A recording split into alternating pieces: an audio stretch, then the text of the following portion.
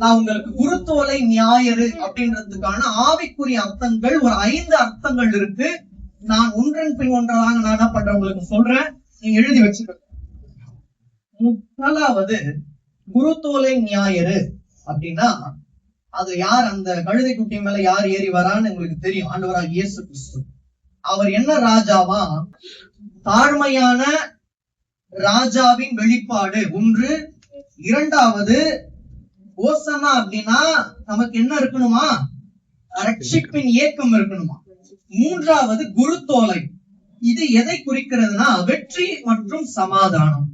எங்களுக்கு வெற்றியையும் சமாதானத்தையும் தேவன் தருவார் அப்படின்னு சொல்றவங்க மாத்திரம் கைகளை வச்சு. நான்காவது இதுல ஒரு முக்கியமான வார்த்தை இருக்கு, வெளிப்புற ஆராதனை, அப்புறம் உள்ளார்ந்த மாற்றம்.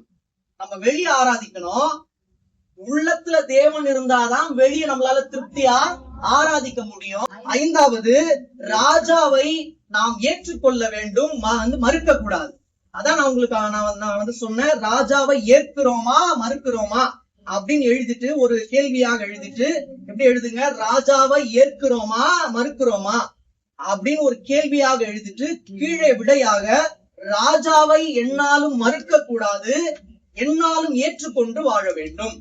இதுவே குருத்தோலையை குறித்ததான ஒரு உள் ஆழம்.